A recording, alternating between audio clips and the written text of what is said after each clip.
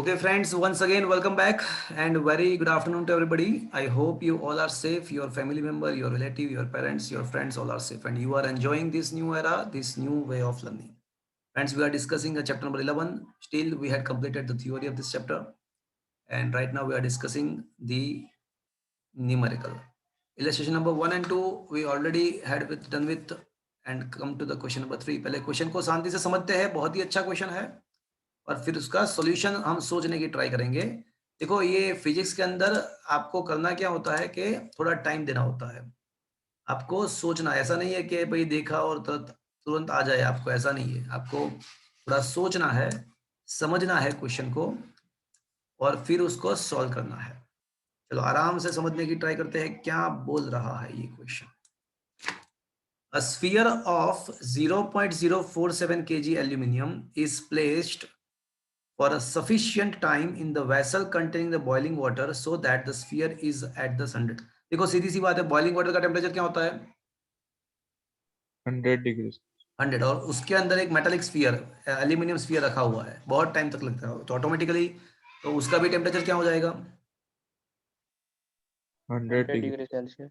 तो can I से initial temperature of this sphere ball is 100 Celsius. Is that clear? Yes sir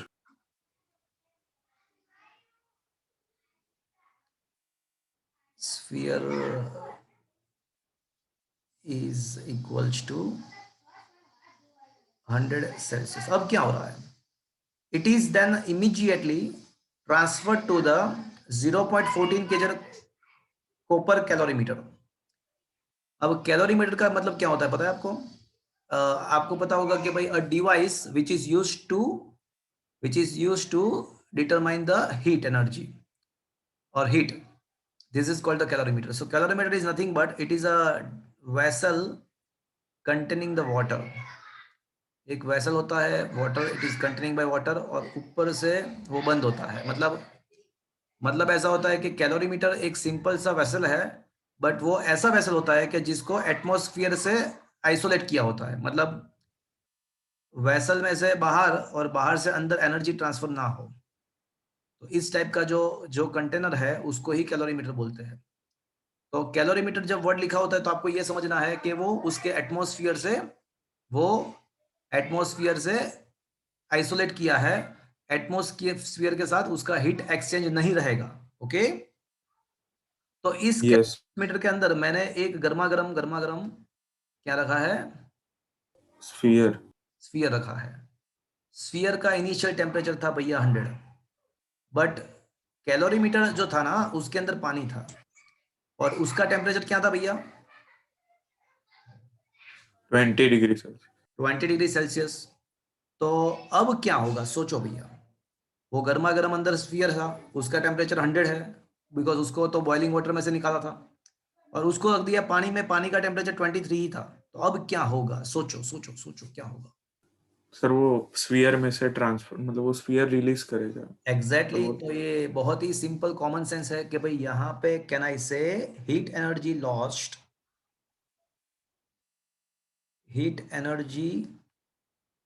lost by sphere is equals to energy,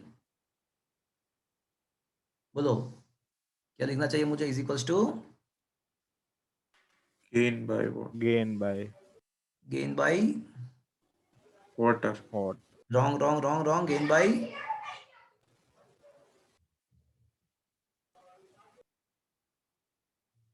vessel. vessel. Is that clear friends? Yes sir तो ये जो energy मिलेगा ना वो water को भी मिलेगा एंड वेसल को भी मिलेगा। चलो ये समझ में आया आपको? यस सर चलो तो अब क्या होगा कि ये जो 100 सेल्सियस वाला जो स्फीयर है उसका टेम्परेचर ग्रेजुअली डिक्रीज होगा। डिक्रीज होगा। और देखो क्वेश्चन में आगे ये भी लिखा है कि the temperature of the water is rises and attain the steady state at the 23 Celsius. मतलब क्या होगा कि स्फीयर का टेम्परेचर जो स्टेडी स्टेट आ गया, स्टेडी स्टेट का मतलब क्या हुआ? अब हीट ट्रांसफर होना बंद हो गया। तो हीट ट्रांसफर होना कब बंद होता है? जब दोनों बॉडी का टेम्परेचर सेम हो जाता इक्वल। तो ये जो स्फीयर था जिसका इनिशियल टेम्परेचर 100 था, तो अब उसका क्या हो जाएगा? 23 23 23। और वाटर जो था, वाटर प्लस वो separate, obviously water plus vessel दोनों का टेम्परेचर इनिशियली 20 20 था, तो 20 इंक्रीज होके क्या हो जाएगा? 23 23 हो जाएगा। चलो ये समझ में आया। चलो ये यस सर। मुझे ये बताओ कि यहाँ पे कहीं पे भी स्टेट चेंज की बात है? किसी का स्टेट चेंज हो रहा है? सॉलिड, नो बढ़िया, नो सर। No sir. तो स्टेट तो चेंज नहीं हो रहा है। तो इसका मतलब यहाँ पे ये हुआ कि भाई जितने भी हीट एनर्जी का जो फॉर्मूला आएगा, जितना भी जो भी आएगा, वो उसका फॉर्मूला क्या आएगा? MC delta. mc delta T. Delta. Dear friends, ये चलो ये समझ में आया आपको? Yes sir. चलो, energy lost by the sphere will be equals to mass of a sphere, mass of aluminium sphere, specific heat of a, specific heat को कभी कभी एस से भी डिनोट कर सकते हैं, specific heat of the aluminium, mass of aluminium sphere, specific of aluminium, and delta T, change in temperature. Change in temperature में क्या लिखूं बोलो तो? देखो मैं ये फॉर्मूला लिख रहा हूं अभी, heat energy lost by the sphere. तो स्फीयर ने कितना लॉस किया?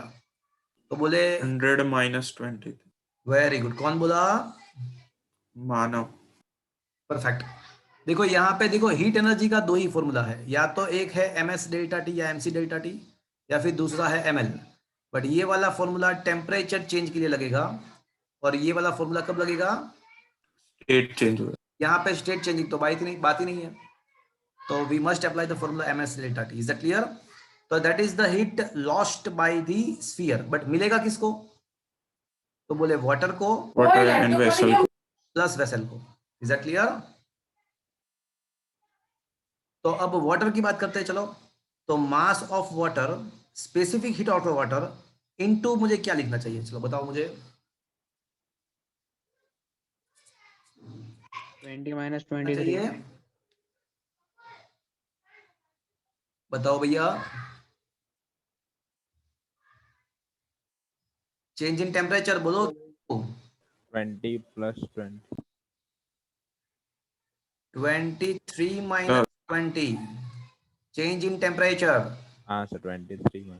हो गया 23। तो change in temperature should I right 23 minus 20? Is that clear? Yes sir. तो अब कौन बचा? वेसल। तो वेसल का मटेरियल कौन सा है? एल्यूमिनियम। मटेरियल कौन सा है? कॉपर। कॉपर मटेरियल है। तो यहाँ पे हो जाएगा mass of copper vessel. Vessel का मास भी दिया होगा शायद।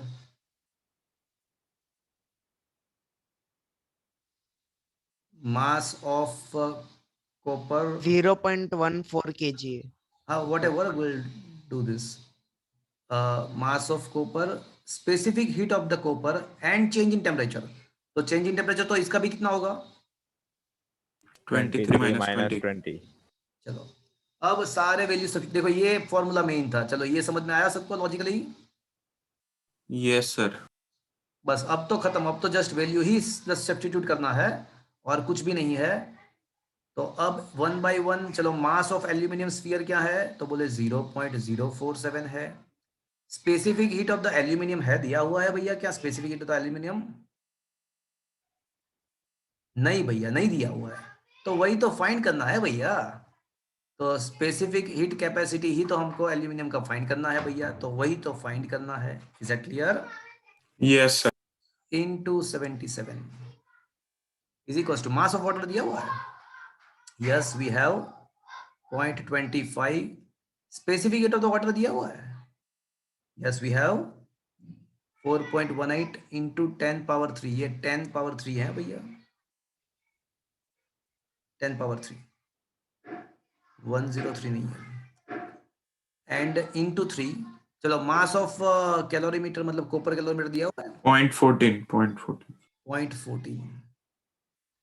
And then we had also provided the specific heat of the copper calorimeter. क्या दिया हुआ है कॉपर का specific heat? 0.386 into 10 power 3। 0.386 into 10 power 3 and into 3। अब यहाँ पे एक बच्चा पूछ रहा था कि सर ये सारा सब कुछ सेल्सियस में दिया हुआ है एंड ये तो केल्विन इनवर्स में है, तो प्रॉब्लम नहीं आएगा? तो मैं बोलूंगा प्रॉब्लम नहीं आएगा, तो बताइए। Change in temperature is equal to change in Celsius. अरे वाह, परफेक्ट। कि भाई सेल्सियस का जो चेंज होता है ना वही केल्विन का होता है, तो यहाँ पे सब कुछ चेंज में ही है। तो ये 77 चेंज सेल्सियस में लिखो या केल्विन में लिखो, कोई दिक्कत नहीं है। Is that clear friends? Similarly यहाँ पे 3 सेल्सियस के चेंज मतलब 3 केल्विन का चेंज, यहाँ पे भी 3 का सेम। That's it. समझ में आया भैया? तो बस अब तो आपको जस्ट इसको मल्टीप्लाई करना है, इसको मल्टीप्लाई करना है, और ये जो भी आंसर है उसको इन दोनों से डिवाइड कर देना है, तो आपको specific heat capacity of the aluminium sphere मिल जाएगा। अभी कराने की जरूरत है कि चलेगा?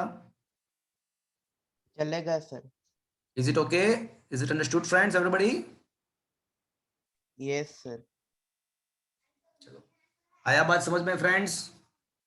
Yes sir. चलो देख लेते हैं क्या वाकई में ऐसा किया है।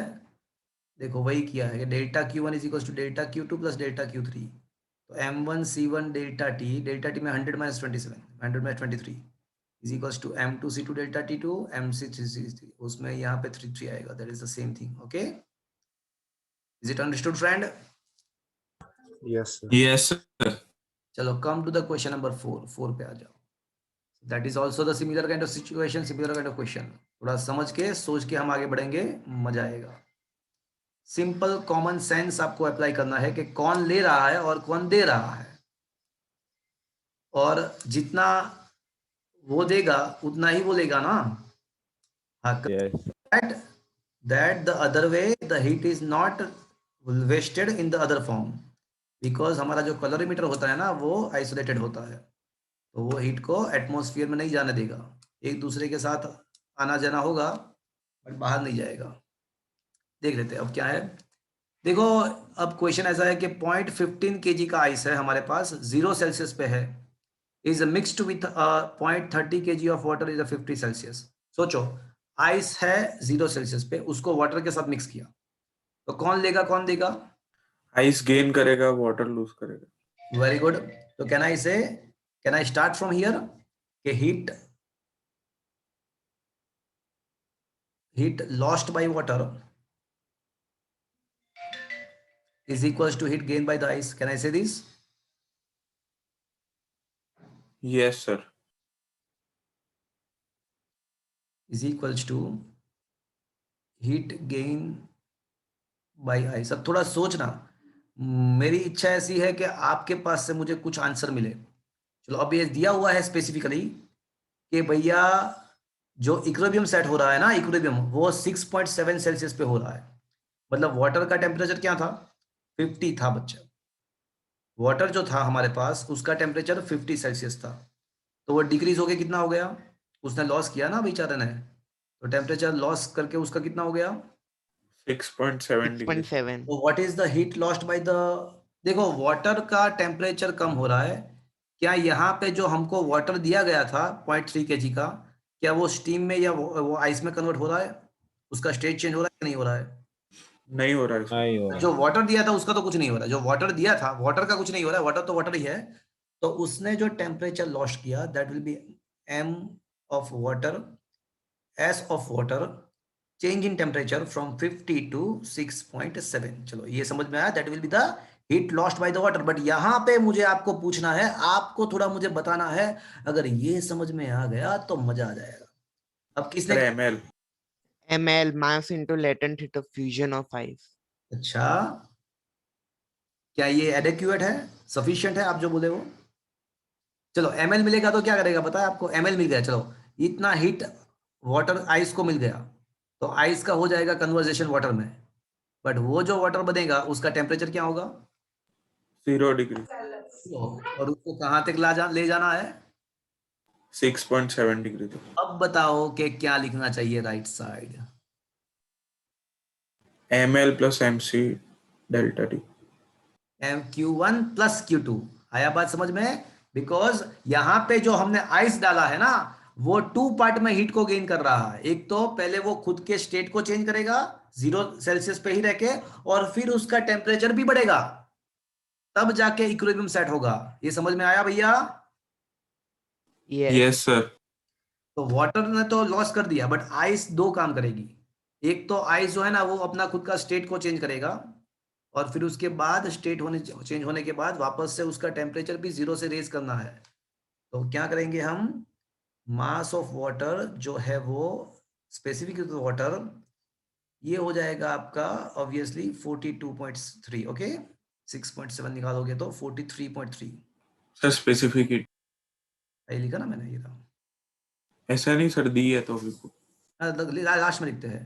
Q1 में क्या करेंगे, mass of ml into latent heat of the fusion, okay, plus yes sir.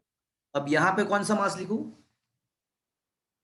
तो भैया वो तो आइस का ही मास लिखना पड़ेगा, बिकॉज जो वाटर जनरेट होगा ना कन्वर्जेशन के, आइस के कन्वर्ट होने के बाद वाटर जनरेट होगा, सही बात है, बट वो कितने मास का वाटर जनरेट होगा, जो आइस का मास है वही मास थोड़ी इंक्रीज होगा। Is that clear?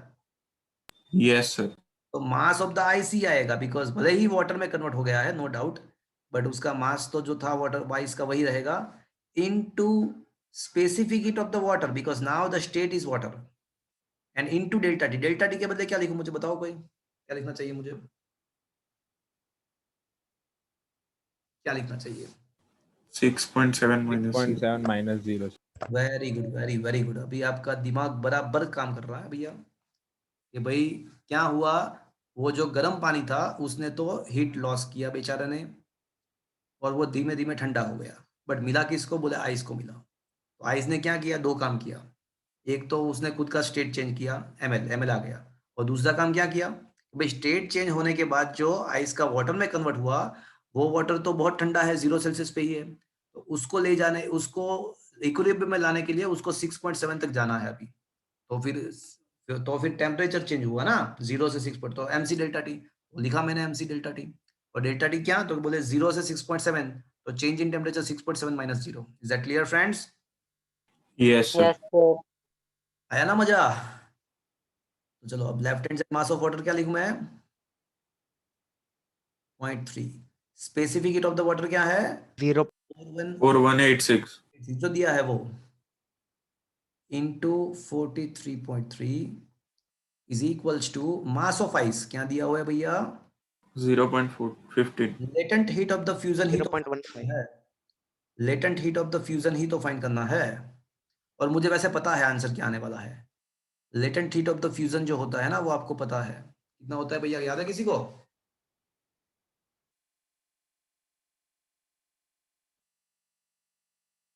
याद आ रहा है कुछ? Yes sir. इसके आसपास आना चाहिए, अगर नहीं आएगा ना इसके आसपास तो समझना है कुछ लोचा मारा। Okay, yes sir. तो मास ऑफ द आइस जो वाटर में कन्वर्ट हो उसका भी मास 0.15 ही होगा, specific heat of the water ही रहेगा 4186, एंड यहाँ पे हो जाएगा 6.7। चलो मुझे बताओ भैया, अब ये इसका एक कैलकुलेट कर ही देते हैं, हम एक काम करते हैं, आंसर तक पहुंचते हैं और देखते हैं कि क्या ये वाकई में ये आंसर आ रहा है कि नहीं आ रहा है, देख लेते हैं। चलो फटाफट कैलकुलेटर करो, कैलकुलेशन करो। 4186, अच्छा एक काम करते हैं, ये 4186 को है ना हम कॉमन ले लेते हैं, तो ये हो जाएगा आपका 0.3 इंटू 43.3 माइनस 0.15 इंटू 6.7। एक स्टेप मैंने थोड़ा अच्छा किया है, is equals to 0.15 into L F. क्या किया पता चला, मैंने ये जो पार्ट था ना उसको मैंने लेफ्ट हैंड साइड ले लिया, एंड मैं क्या किया, 4186 को मैंने कॉमन भी ले लिया। Is that clear to you? तो एक काम करो ना, ये 4186 ऐसा ही रखो, इसका मल्टीप्लीकेशन क्या है देखो, 0.3 into 43.3, 12.99. Okay 12.99, okay good, minus, चलो इसका क्या आ रहा है बताओ, 0.15 into 6.7, 1.005. Okay, is equals to 0.15। अब एक काम करो, 12.99 माइनस 1.005 करो,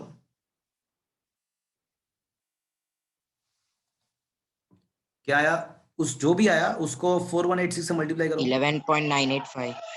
उसको 4186 से मल्टीप्लाई करो,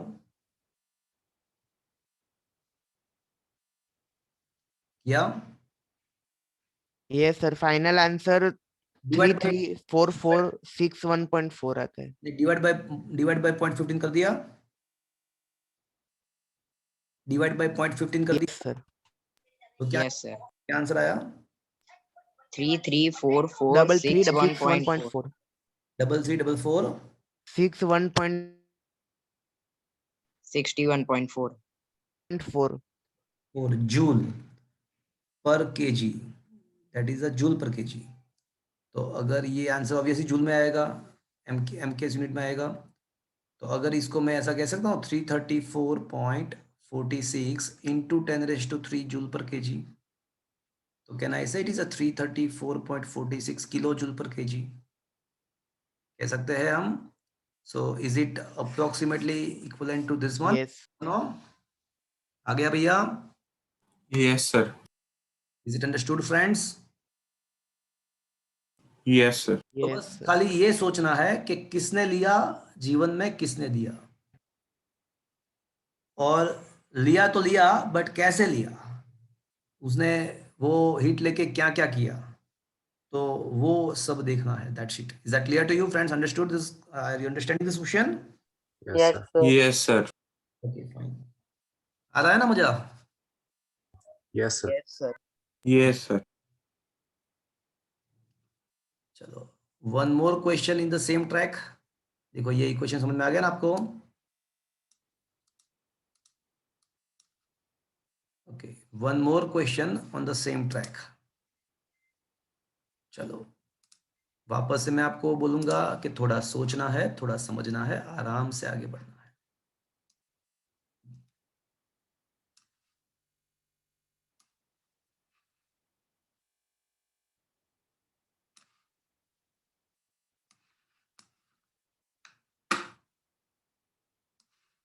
okay,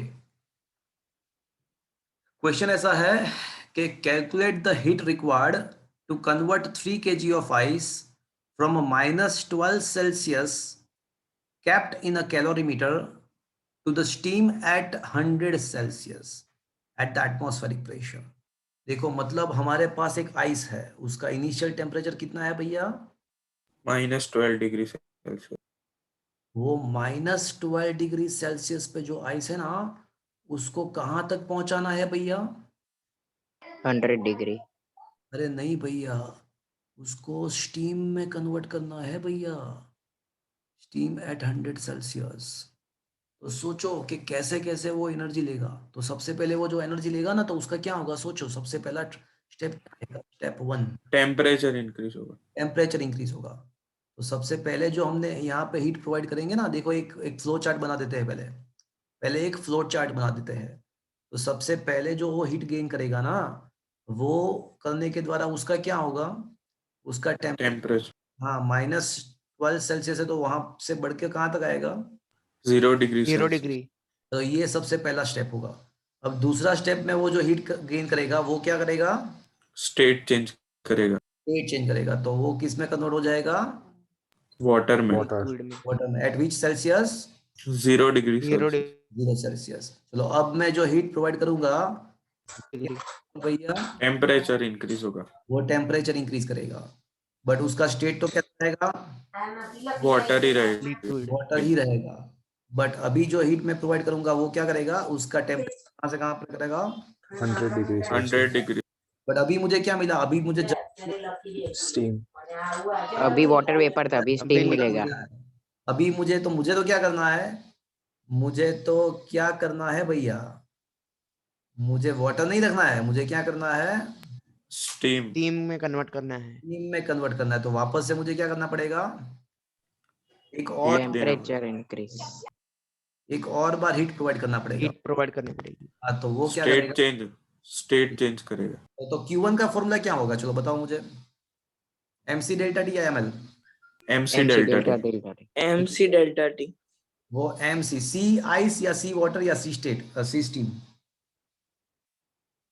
C ice. sea ice Ice. And delta T में क्या लिखूं? -12.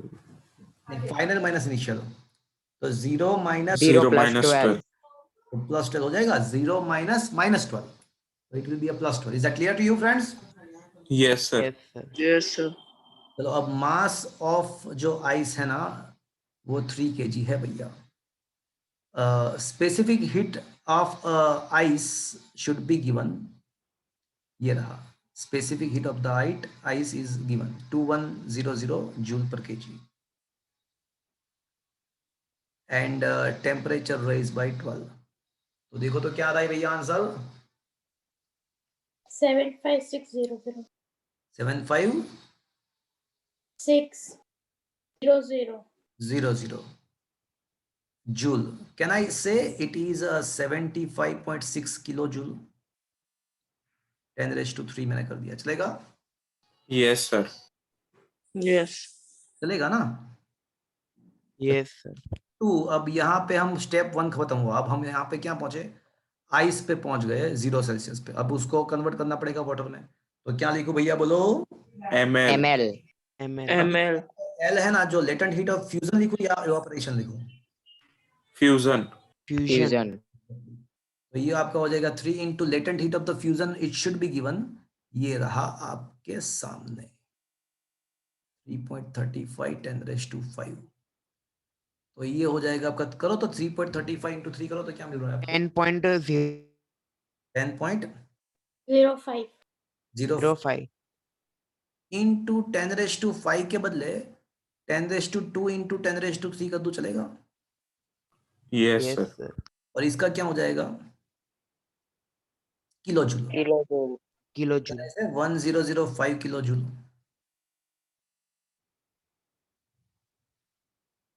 चलेगा भैया? Yes, sir. Yes, चलेगा. sir. चलो, Q1 मिल गया, Q2 मिल गया, वाटर हो गया 0 सेल्सियस पे। अब उसका टेम्परेचर वापस से बढ़ा के 100 करेंगे, तो Q3 में क्या लिखेंगे भैया? MC. MC delta T. MC, but C वाला कौन सा? C? Sea water. Water. Water.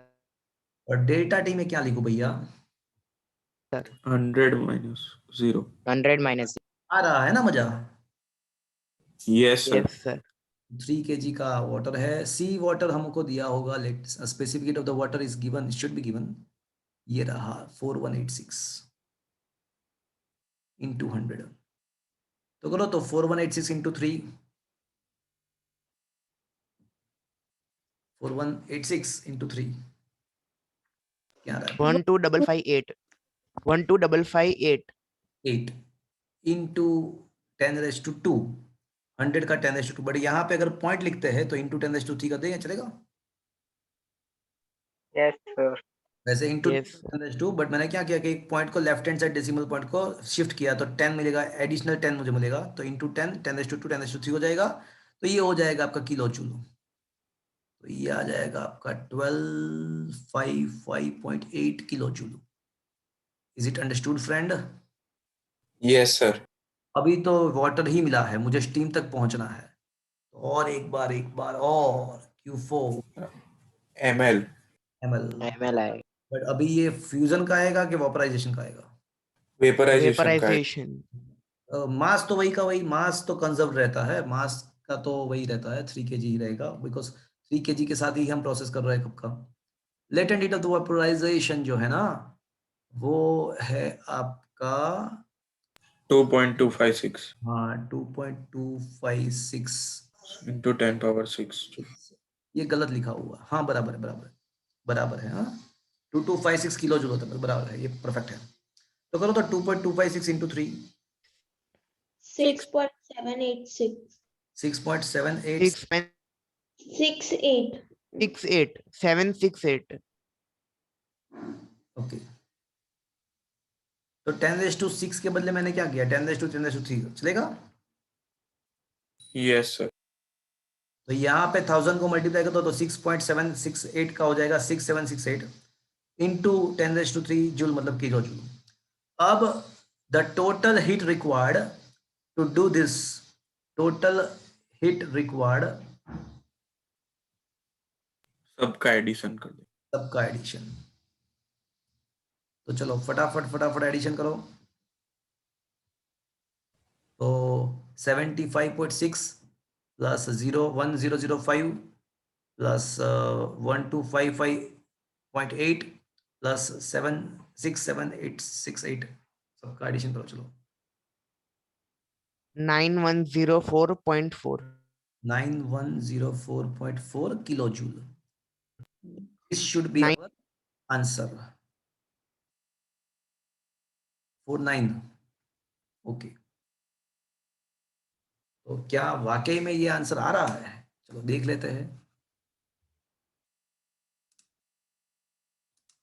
तो देख लेते हैं। तो हमारा क्या यहाँ पे आ रहा है 9.1 10 देखो 9104.400 जूल हो गया ना। तो फिर उसको किलो जूल में कन्वर्ट करो तो 9104.4 किलो जूल हो गया। 9104 Yes, sir. परफेक्ट आंसर आ रहा है। Is that clear to you friends? Yes sir. Yes, sir. वही आ रहा है देखो। तो मैंने क्या किया था, थोड़ा सिंपल करने के लिए सबको किलो जूल में कन्वर्ट कर दिया था। 9104.4 किलो जूल। ओके, तो वही आंसर हमारा था। आया बात समझ में? Yes sir. Yes, sir. Great. Yes, sir. तो इलस्ट्रेशन सारे यहाँ पे खत्म हो रहे हैं। सारे इलस्ट्रेशन यहाँ पे खत्म हो रहे हैं। 6 7 जो है वो आपके कंटेंट में नहीं है। 8 मैंने ऑलरेडी कराया था। चलो come to the question number 1 of exercise. Exercise का फर्स्ट क्वेश्चन पे आ जाओ। Are you able to see the question in your mobile screen? Yes. Yes, sir. Yes. क्या मुझे ये फर्स्ट क्वेश्चन करवाने की जरूरत है? क्वेश्चन ऐसा है कि भाई the triple point No, sir. neon and carbon they have given this in the Kelvin form. तो express this temperature in the form of Celsius and Fahrenheit. तो पहले आगे काम करो, आप सेल्सियस में कन्वर्ट कर दो। तो सेल्सियस में कन्वर्ट करने के लिए क्या करना पड़ेगा आपको? -273.15 करना पड़ेगा। Once you convert it into Celsius, you can also convert it into Fahrenheit also because temperature difference equals to 9/5 temperature Celsius plus 32. करोगे? Yes, sir. क्या ये करवाने की जरूरत है friends? No, sir. No, sir. तो पहले दोनों को सेल्सियस में कन्वर्ट कर दो, फिर दोनों को फ़ारेनहाइट में कन्वर्ट कर दो। Because once you have a temperature in Celsius, then you also have the relation between the Celsius and Fahrenheit. So is it okay? Can I give you this question as a homework? Is it okay? Will it do? Yes, sir. चलेगा ना? Yes, sir. Yes sir. Fine. चलो second question है, two absolute scales A and B have a triple points of a water defined to be a 200 A and 350 B. What is the relation between the T and TB?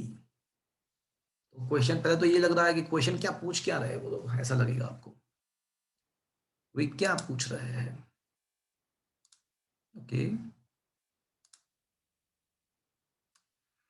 तो समझते हैं क्या पूछना चाहते हैं वो लोग। देखो कोई भी वैल्यूज जो है ना वो आप अलग अलग यूनिट में लिखते हो ना, तो आप लिख सकते हो, उसमें कोई दिक्कत नहीं है। जैसे आप मान लो कि कोई लेंथ ऑफ द लेंथ है, कोई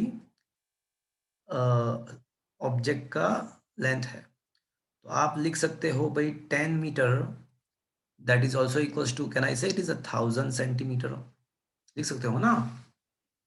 ऑब्जेक्ट तो वही का वही है, मतलब लेंथ तो वही रहेगा।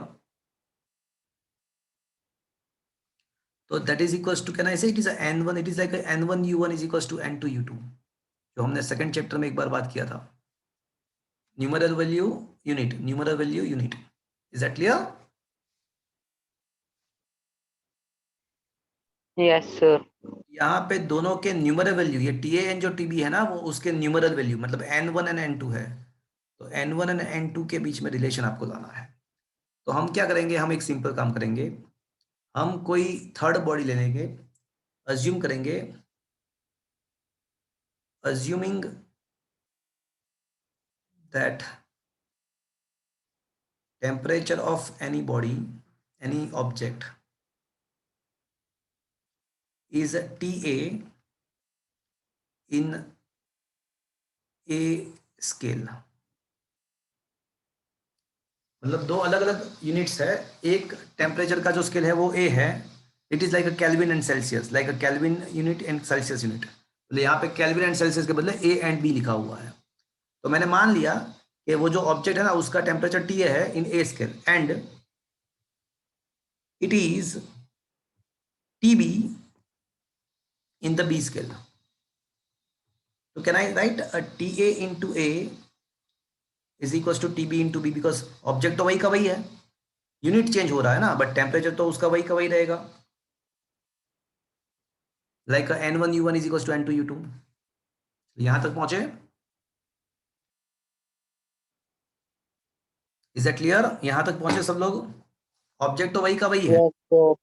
बट उसके Yes. यूनिट अलग, टेम्परेचर के यूनिट अलग। जैसे मैं आप ऐसा बता सकता हूँ कि भाई कोई ऑब्जेक्ट जो है उसका टेम्परेचर 0 सेल्सियस है, तो I can write T is equal to 0 Celsius and that is also equal to -273 Kelvin. Like that N1U1 is equal to N2U2, temperature तो वही का वही है, ऑब्जेक्ट तो वही है। Similarly N1U1 is equals to N2U2. Similarly here I can say TAA is equals to TBB. Is that clear to you? Yes sir. चलो, ये इसके वजह से मुझे ये पता चला कि अगर मुझे TA अपॉन TB करना है, TA अपॉन TB करना है, तो I should write B by A। चलो, यहां तक समझ में आया आपको? यस सर, आगे। चलो, ये हमारा equation number 1। Now it is given that it is given that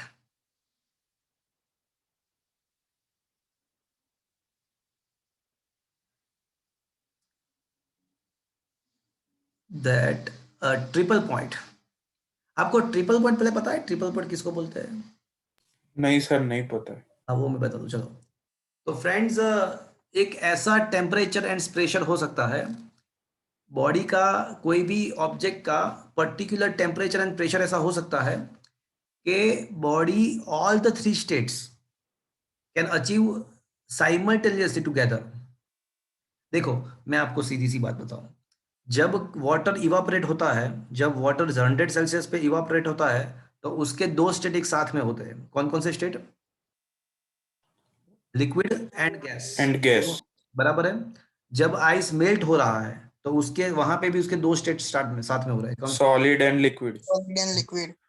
but हम ऐसा अचीव कर सकते हैं, कोई पर्टिकुलर टेम्परेचर एंड प्रेशर के वैल्यू के ऊपर ऐसा पॉसिबल है कि body will exhibit all the 3 states together. ऐसा पॉसिबल है। वो कोई देखो, हम जो यहाँ पे मेल्ट करने की जो बात कर रहे हैं ना, एंड इवापोरेट करने की जो बात कर रहे हैं, वो पर्टिकुलरली स्टैंडर्ड प्रेशर, मतलब एटमॉस्फेरिक प्रेशर की बात है। एटमॉस्फेरिक प्रेशर में ये सब होता है। बट कोई पर्टिकुलर प्रेशर पे हम ऐसा पॉसिबल कर सकते हैं कि जिसमें आइस, वाटर एंड वेपर तीनों स्टेट एक साथ में हो, ऐसा पॉसिबल है। तो उसको, वो जिस टेम्परेचर पे ऐसा होता है, उसको हम बोलेंगे ट्रिपल पॉइंट। तो ये वैसे आपके कंटेंट में नहीं है, बट आपको अगर नॉलेज के लिए मैंने आपको बताया कि भाई ट्रिपल पॉइंट क्या है। तो ऐसा टेम्परेचर है कि जहां पे सब्सटेंस के तीनों स्टेट एक साथ एग्जिबिट हो। Is it clear? Yes sir. पर वो कोई पर्टिकुलर प्रेशर पे वो करना पड़ेगा, वो हम एटमॉस्फेरिक प्रेशर पे नहीं करेंगे, नहीं कर पाएंगे। So now it is given that the triple point is defined as a, देखो, ट्रिपल पॉइंट जो है ना, उसका टेम्परेचर हमको दिया हुआ है।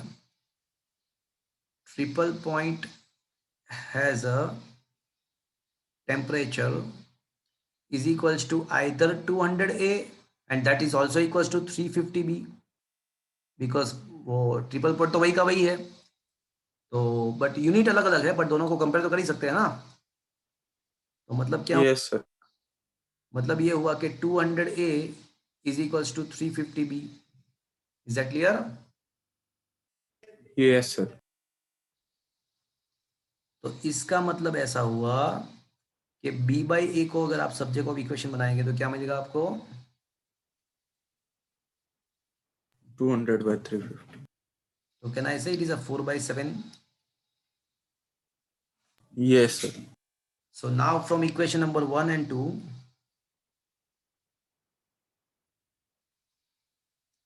I can say a TA upon TB is equals to B/A is equals to 4/7। आया बात समझ में? Yes sir. Yes, sir. Is it okay?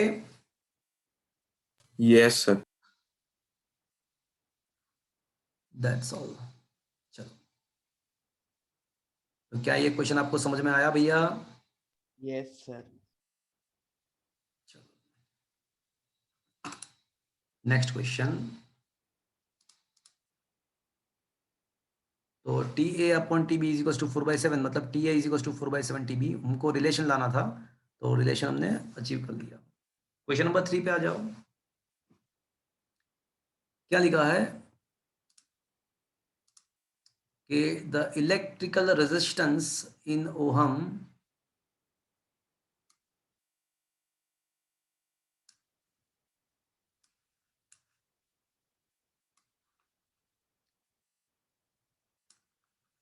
in the certain thermometer varies with this relation। तो ऐसा रिलेशन दिया हुआ है कि जो रेजिस्टेंस होता है ना, आपको शायद पता होगा, आप ओम्स लॉ पढ़े होगे, 10th स्टैंडर्ड में पढ़े हो। Yes, sir. V is equal Yes, to sir. IR. हाँ, तो उसके अंदर ऐसा लिखा होगा कि भाई ये जो वैलिड ओम्स लॉ जो ऐसा बता रहा है कि भाई वोल्टेज एंड करंट का जो रेशियो होता है ना, वो कांस्टेंट होता है, वो रेजिस्टेंस इतना होता है। बट ये जो रेशियो कांस्टेंट होता है ना फॉर द गिवन टेम्परेचर, शायद आपको पता होगा कि फिक्स्ड फिजिकल कंडीशन में टेम्परेचर अगर कांस्टेंट हो तो ही ये कांस्टेंट रहेगा रेशियो, शायद आपको पता होगा।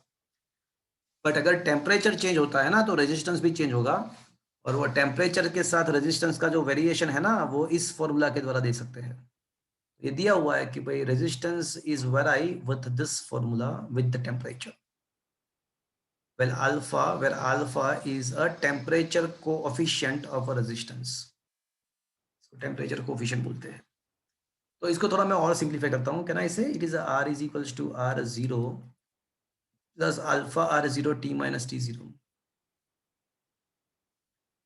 तो can I convert this formula into this one, into this manner, that r minus r0 is equals to alpha r0 t minus t0। Can I say this? Yes, sir. So can I further write this formula as a r minus r0 upon r0 is equals to alpha t minus t0? So can I Yes. put this formula into this one? चलो, अब पूछा क्या है, अब क्या पूछा है वो देख लेते हैं। The resistance is a 101.6 ohm at a triple point of the water, that is at the 37, हाँ, वाटर का जो ट्रिपल पॉइंट है ना, वो ये है, that is the information. The triple point of the water 3273.16 kelvin.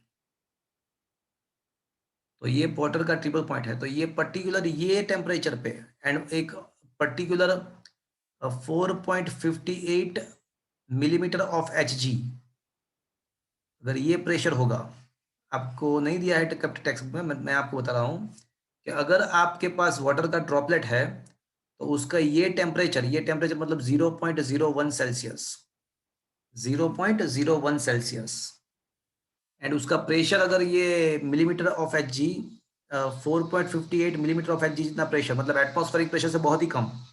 Atmospheric pressure याद है ना आपको, 760 मिलीमीटर ऑफ Hg होता है। एटमॉस्फेरिक प्रेशर जो होता है Yes, sir. 60 millimetre of Hg होता है, उससे बहुत कम। तो at the very low pressure अगर आप वो वाटर के ड्रॉपलेट को ले आओगे ना, अगर ये प्रेशर पे, तो उसका तीनों phase, solid, liquid and vapour, तीनों फेज उसका एक साथ में अचीव होगा। बट अभी तो हम टेम्परेचर की बात कर रहे हैं, प्रेशर तो जाने दो, बट मैं ट्रिपल पॉइंट का फंडामेंटल आपको समझाने की ट्राई कर रहा हूँ। Is that clear to you?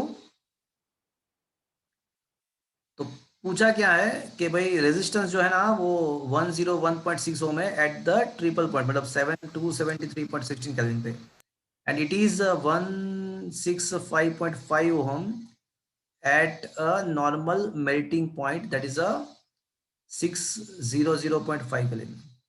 So what is the temperature when the resistance is 123.4 ohm? चलो, ऐसा क्वेश्चन है। तो फ्रेंड्स, हम है ना यहाँ पे जो ट्रिपल पॉइंट है ना, उसको एज ए रेफरेंस कंसीडर करेंगे। ट्रिपल पॉइंट को हम रेफरेंस कंसीडर करेंगे। ओके, तो हमारे लिए T0 जो है ना, वो ट्रिपल पॉइंट है। तो T0 जो है वो है हमारे लिए 273.16 kelvin, and at that time जो रेजिस्टेंस R0 है, ट्रिपल पॉइंट पे जो रेजिस्टेंस है वो कितना है भैया? 101.6 ओम है। अब केस वन ये बता रहा है कि जब टेम्परेचर इंक्रीज होके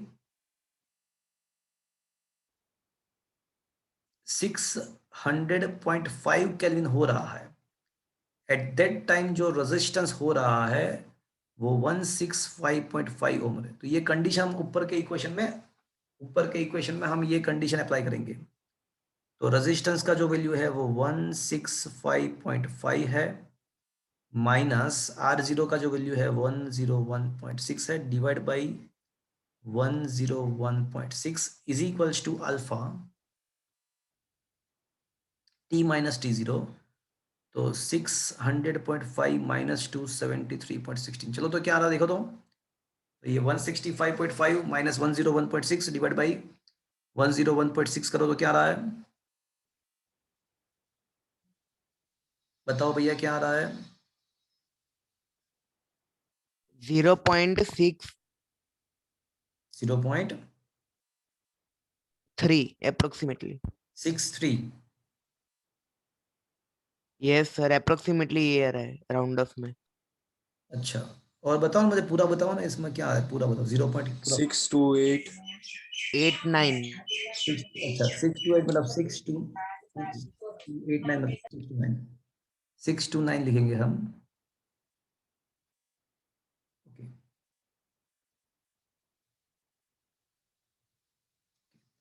इज इक्वल्स टू अल्फा। चलो इसका सिंप्लीफाई करो, 600.5 माइनस 273.16,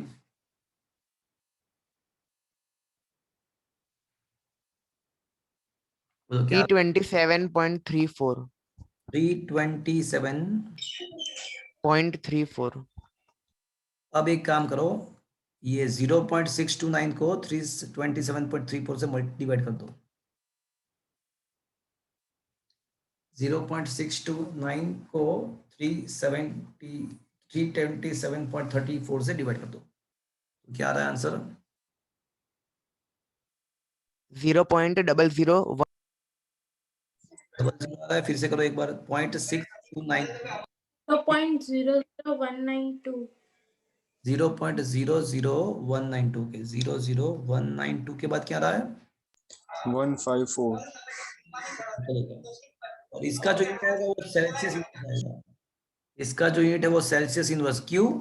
बिकॉज रेजिस्टेंस कैंसल, और अल्फा इंटू टी कॉन्स्टेंट, तो 1/T बचेगा। अल्फा को सब्जेक्ट को इक्वेशन बनाओगे ना, तो 1/टेम्परेचर मतलब सेल्सियस इनवर्स रहेगा। अब केस नंबर टू क्या है भैया? कि टेम्परेचर मुझे फाइंड करना है एंड रेजिस्टेंस क्या हो रहा है भैया? तो बोले 123.4 करना है। तो वापस से ये फॉर्मूला अप्लाई करेंगे। रेजिस्टेंस मेरे पास है 123.4 है, इनिशियल रेजिस्टेंस मतलब वो रेफरेंस टेम्परेचर पे रेजिस्टेंस 101.6 भी है, अपॉन 101.6 लिखेंगे, इज इक्वल्स टू अल्फा के वैल्यू अब है हमारे पास, क्या है? 0.00192। तो फर्स्ट केस के ऊपर से हमने अल्फा फाइंड कर दिया। ये वाला फॉर्मूला मैं वापस से अप्लाई कर रहा हूँ भैया। तो R माइनस R0, अब R का वैल्यू क्या है? 123.4 है। R0 तो जो है वही मतलब रेफरेंस टेम्परेचर पे जो है वही, अपॉन R0 लिखा, अल्फा का वैल्यू मिला है तो लिखा। T मुझे फाइंड करना है, T अब फाइंड करना है। T0 क्या लेंगे हम?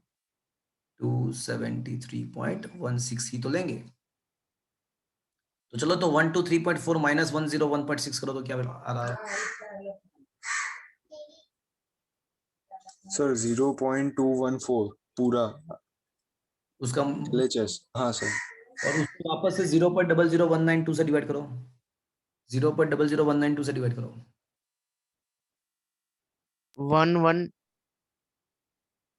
111.753. 111.75 111.75 प्लस 273.16 करो, plus 273.16 384.913. 384.91 So this is your final answer for this question. Is that clear, friends? Yes, sir. Yes, sir. बात समझ में है? So ये Yes. का आंसर रहेगा। चलो, तो लेट्स सी क्या ये वाकई में ये आंसर आ रहा है, एक बार चेक कर लेते हैं।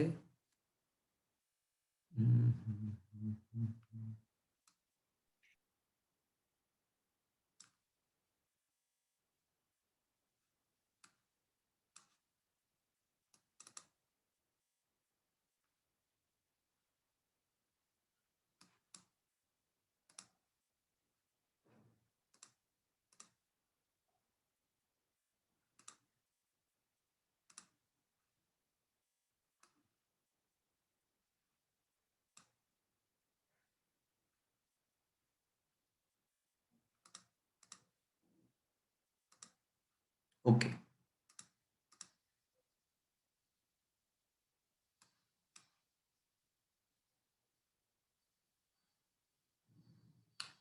वो अभी नोट्स बन रहा है, कोई बात नहीं है। अभी हमारे पास तो भी थोड़ा और टाइम है अभी भी, तो हम कुछ और क्वेश्चंस करेंगे। आ रहा है आंसर फ्रेंड्स? आपने टेक्स्ट में देखा है? आपके पास text book?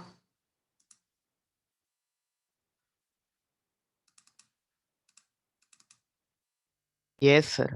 Is that the same answer we got? ये हमारा आंसर 384.91 है। Is it the answer? देखो तो लास्ट में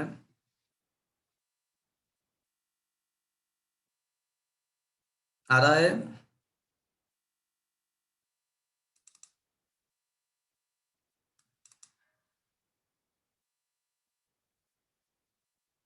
देख तो लो एक बार।